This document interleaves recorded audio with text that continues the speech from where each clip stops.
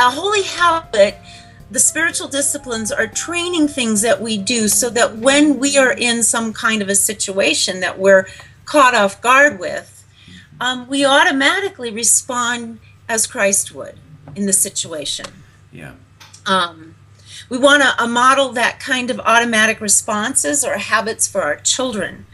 When our kids leave home after they've finished high school and they go off to college or the military, or they get their first apartment and a job, most of them don't stop brushing their teeth or showering.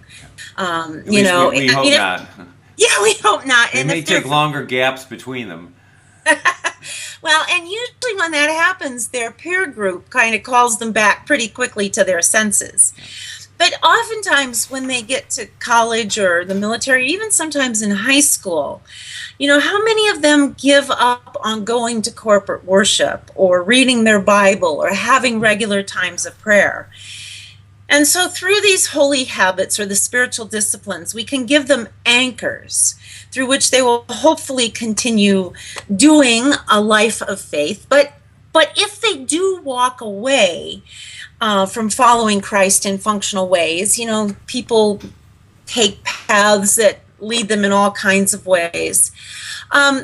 These habits will also, if and when they come back to wanting to follow Christ, will give them a place to begin. They'll have something that they remember doing to help them restart their faith walk. Some of these habits, there are a lot of them. There are things like prayer and meditation, simplicity, confession.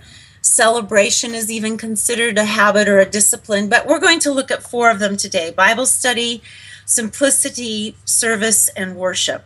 Okay. And many of these, you have to understand, when we talk about the spiritual disciplines, we sometimes create artificial boundaries between them to try to talk about the elements of them. A lot of times they blur into each other. Sometimes it's hard to know, are we talking about the discipline of meditation or the discipline of prayer? Are we talking about the discipline of study, which includes studying the Bible?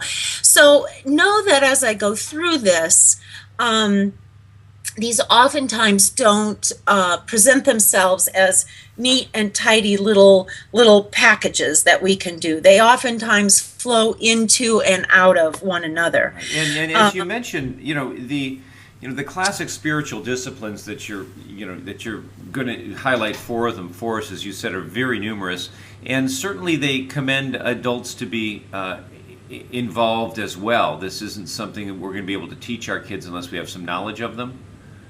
Well, yes, and absolutely. It's not only knowledge of them, but that we're doing them ourselves. I mean, people who drop their kids off at Sunday school and then go play golf are going to have a much harder time convincing their children that weekly corporate worship is an important habit to develop. If your kids never see you reading the Bible or praying, it's going to be hard to convince them that those are high priorities in their lives. Now, there are exceptions. We all know people who have followed Christ coming out of backgrounds where these were not practiced. But for those of us who claim to follow Christ and are concerned about that in our children's lives, we have to understand that a lot of this is modeling, that our children are going to do what they see us do more than they're going to do what they hear us say. Religiously involved children usually come from religiously involved adults.